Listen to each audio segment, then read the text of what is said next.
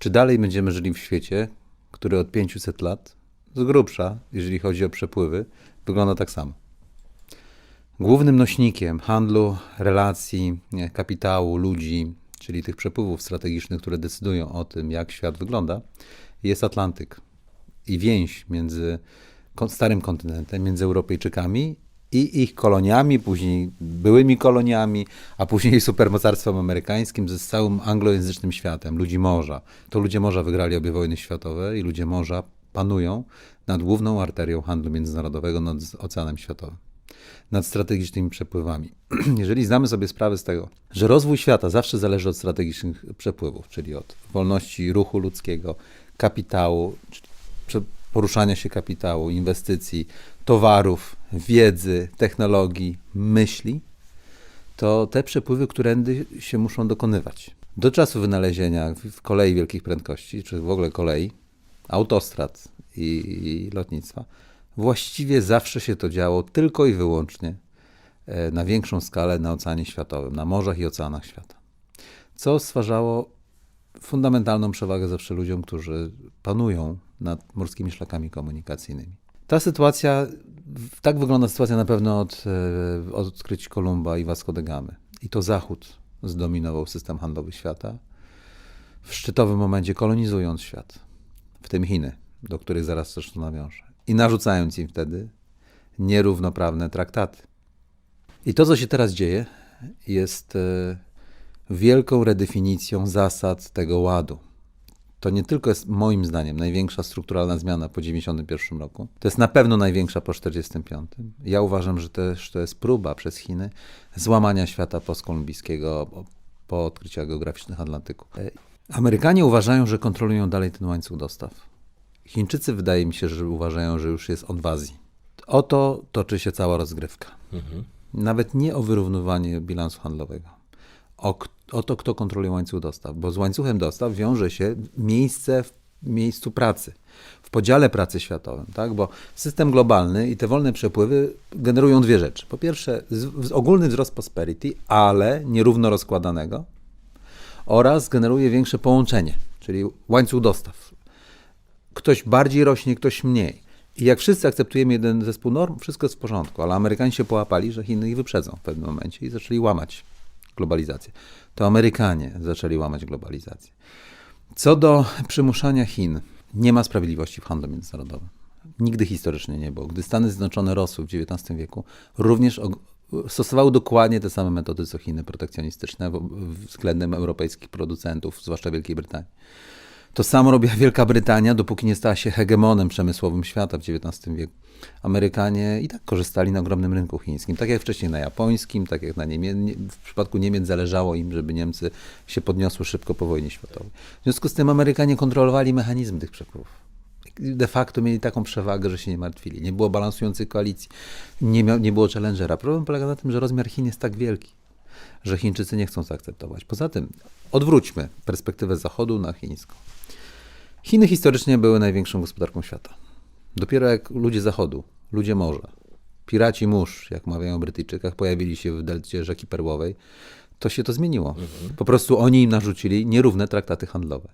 Później robili to Rosjanie, Japończycy i tak dalej, i tak dalej. To jednocześnie ukazywały się artykuły w prasie chińskiej, że jeżeli ten człowiek cokolwiek podpisze, to będzie takim samym zdrajcą jak ci, co podpisali w 1895 roku traktaty nierównoprawne z Japonią, która uczyniła z Chin kolonię. Dlatego, że Chińczycy uważają, że oni naturalnie są największą fabryką świata i zawsze, gdyby tylko im pozwolić się rozwijać, to oni będą najwięcej produkować, najlepiej. I zewnętrzni przychodzą i siłą fizyczną, tak, militarną, wymuszają nierówne traktaty, wykorzystując, można powiedzieć, prawie niewolniczo pracę Chin. I taka jest percepcja Chińczyków. 5G jest kwintesencją tego. Mianowicie technologia, okręt na Atlantyk, który pokonuje fale przy wyjściu z rzeki Tak, z Portugalii, prawda, na Atlantyk, kolej żelazna, maszyna parowa czy 5G stwarzają nowe parametry funkcjonowania nowych przepływów strategicznych, które bardzo szybko kogoś wywindują w górę. 5G jest taką oto sytuacją technologiczną. I Amerykanie próbują zablokować Chiny. Chińczycy, jak zniszczyli swoją flotę, która wcześniej odkrywała Ocean Indyjski i Afrykę, też uznali, że nie warto inwestować w flotę, tak? To było kilkadziesiąt lat przed Kolumbem. Pamiętamy tą historię, tak, z książek. To są właśnie takie momenty, że rezygnujemy z czegoś. O mało włos nie zlikwidowano wyprawy Kolumba i innych śmiałków, którzy przez 100 lat tworzyli nowe połączenia, nowy układ nerwowy, tak, układ komunikacyjny świata, który zdecydował o tym, że kolejno Portugalia, Hiszpania, wszystkie państwa Rimlandu Europejskiego, Holandia, Francja i Wielka Brytania, ostatecznie Wielka Brytania były hegemonem Oceanu Światowego i tworzyły kolonie. Układ sił produkcyjnych w systemie podziału pracy wraz z miejscami geograficznymi stworzył pewną koniunkcję, że ktoś szybciej rósł, a ktoś mniej. Zawsze jest wzrost. Ktoś słabnie w relacji do kogoś, a ktoś się wzmacnia. Jednocześnie połączone było to z tym, że Chińczycy, otwierając swój ogromny rynek taniej pracy wówczas, bo teraz już nie jest tania, stworzyli ogromne pokusy dla zachodniego biznesu i doszło do deindustrializacji przemysłu Zachodu, a zatem do funkcjonalnego i strukturalnego zubożenia i zmniejszenia znaczenia klasy średniej. Związki zawodowe właściwie nie mają żadnego znaczenia na Zachodzie, bo nie kontrolują łańcucha dostaw już.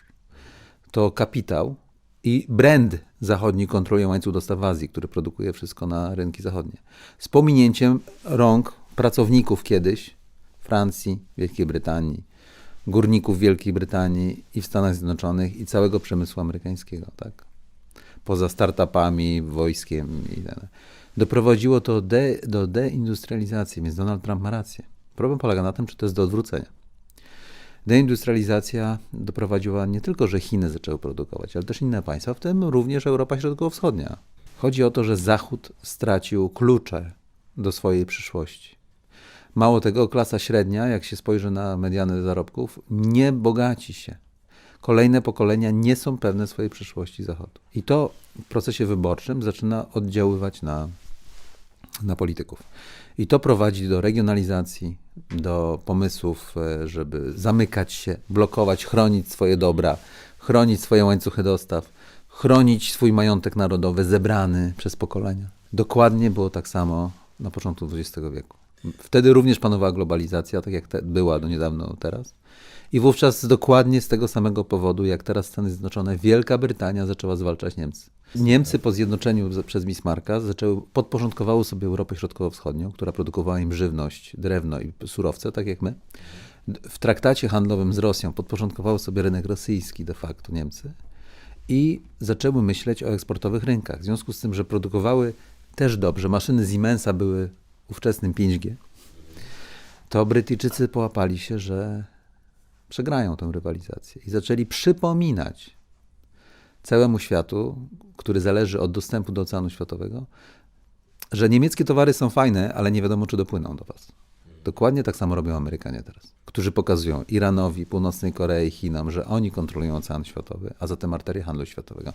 I to dlatego Xi Jinping wczesną jesienią 2013 roku ogłosił wastanie pasji szlak, który ma minąć, stworzyć układ nerwowy na lądzie, w masach lądowych Eurazji, ma omijać dominację ludzi morza przez masy lądowe Eurazji.